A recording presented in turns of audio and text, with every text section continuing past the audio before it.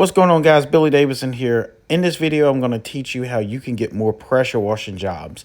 I'm also going to talk about some things that you could be doing wrong and some things that you can be doing better to land more pressure washing jobs. After mentoring several hundred students through our online training, I have seen some common mistakes guys are making. Whether you're brand new in the industry or you a veteran, these tips and tricks could equate to more jobs that you're doing weekly, in effect, bringing in more money to you and your family's household income, which is very important. And that's why I demonetized this video. So this video should not roll any ads that I know of. That way the message won't be interrupted. I know sometimes we do roll some ads on our videos, but this one I'm not, because I think it's real important. So if y'all could, make sure you hit that like button. Don't forget to subscribe, and let's jump right into it. So before I started recording this video, I looked through my contact list on my phone, and I have 561 contacts that are for my students. So most of these people I talk to every few months, sometimes every few weeks, sometimes every day. So I have a good feel of the industry for pressure washing and parking lot striping throughout the United States.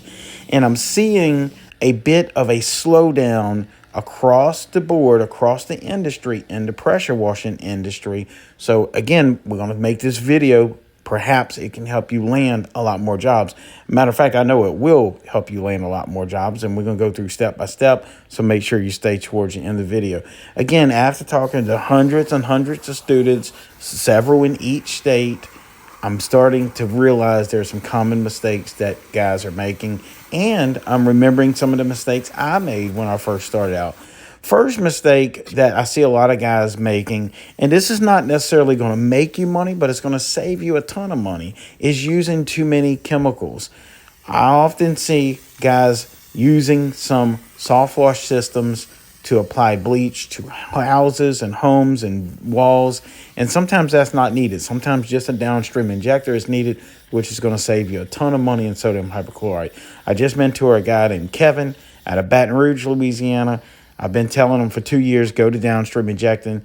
You'll save a ton of money on sodium hypochlorite. I think right now he's saving about $1,200 a month because he went to downstream injecting. Although you're not going to use that when you're doing roof cleaning, but on houses like you're seeing right here in this video, downstream injecting is perfect for it, and you don't use as much as sodium hypochlorite, and it's just as effective. So that right there is netting him another $1,000 to $1,200 a month that he's saving. That's a car note or a truck note or a health plan. You know, that's important money. But let's talk about how you can make more money. Another mistake I see some of my students have made over the years is they're going after very dirty buildings. Guys, listen, most of the houses and buildings I wash are very clean. I specifically target clean homes and clean buildings. The reason is because I know they care. If you got a house that hasn't been washed in 20 years, they probably don't care. Yes, you may get some of those jobs, but you're going to get more jobs at the same type of work if the buildings are clean and they just need touching up. That way you know someone's been taking care of it. They care about the property. So go after cleaner buildings and homes to do your advertising and your marketing. And that brings me to the next point. How should you market for your pressure washing business? I'm going to give you some golden tips and tricks here that some people overlook to help you grow your pressure washing business. So that being said, marketing has changed in the pressure washing industry. Our economy in the United States goes up and down, as we all know. Ebb and flows in the industry follows the economy. So you may find some times of the month or times of the year where your pressure washing leads will start to slow down, and that is expected. But if you see a trend and your marketing's not working, or you think your marketing could be effective, then you kind of need to pivot and change things.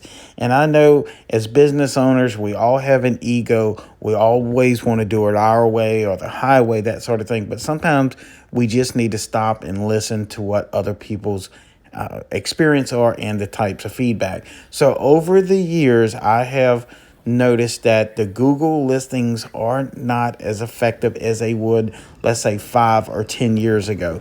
10 years ago, if you was on Google and you had a good listing on there, you would stay busy.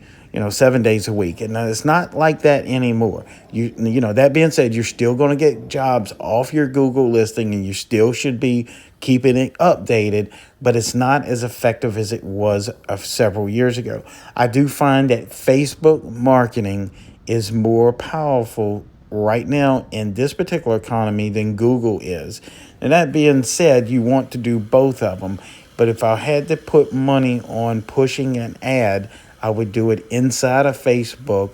And you need to learn how to do that. You need to do some studying, or either find someone that can teach you or show you exactly how to do it. And it could be very effective.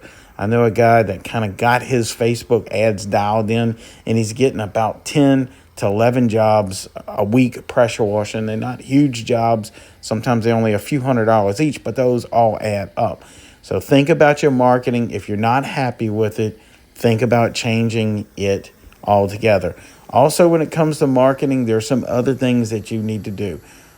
Big mistake I see guys making is they don't have signs on their vehicle, or they don't have their vehicle wrapped. They're not displaying it. And that being said, if you do have signs on your vehicles in most states, you need to switch your auto insurance policy from a private policy to a commercial policy if you have signs. And you have to check with your agent to make sure, because every state and county and Providence has got their own rules. But in general, if you're having signs on your vehicle, you need to have a commercial auto policy, which could benefit you in getting commercial jobs. Because many times when we're estimating a large commercial job, $50,000, $60,000, $70,000 job, whether it's pressure washing or parking lot striping, they're going to ask for three things. That's going to be your general liability policy. That's going to be your workers' comp and your commercial auto policy. Now, don't let that scare you, because commercial auto policies are not that much more expensive than your normal policy, but you do have to make some changes with your agent. And again, check with your agent to verify this for your local area. But wrap your vehicles, keep it simple, keep the colors vibrant. Even if you got some magnet signs like we do, I've always just ran magnet signs, and we get tons of work from that. And there's signs on my trailer. We get tons of work from that. So make sure your vehicle has signs on it. I see some guys have their vehicle wrapped, but sometimes there's a little too much information on it, and then the customer doesn't see anything, or the potential customer. So make it kind of simple. If you pressure washing, gutter cleaning, roof cleaning, driveway cleaning, your phone number. Make it simple. And try not to put too many websites and logos on it and all that. Just keep it simple, because at the end of the day, we're just looking to make money to get more jobs coming in. Third thing you can do for marketing, as I see a lot of guys not doing it and they're sitting at home not working, is they're not doing their yard signs, and they're not doing enough of them. My rule is about 10 to 15 yard signs a week, done properly. Again, has to be a specific yard sign. I did a bunch of split testing years ago just to try to find out what sign works best, where to put them, what day to put them out. If you're looking for some extra help on that, because I don't have a lot of time to go into it in this video, check out our website. There'll be a link in the first pinned comment below. So a couple more things I want to talk about before I let you go. But also, if you're looking to grow your pressure washing business, start a parking lot striping business, check out the first pinned comment to my training page. There'll be a link in the comment section. Another thing I see that a lot of guys are doing, again, after talking to hundreds and hundreds of students, is they're charging too low. It's like a race to the bottom with some of these guys. They start out with doing a job for $600, and then the neighbor calls and they want their job, and then they're giving them a huge discount. And now all of a sudden you're getting down to where you're pressure washing a house for $149, and it's just not worth it.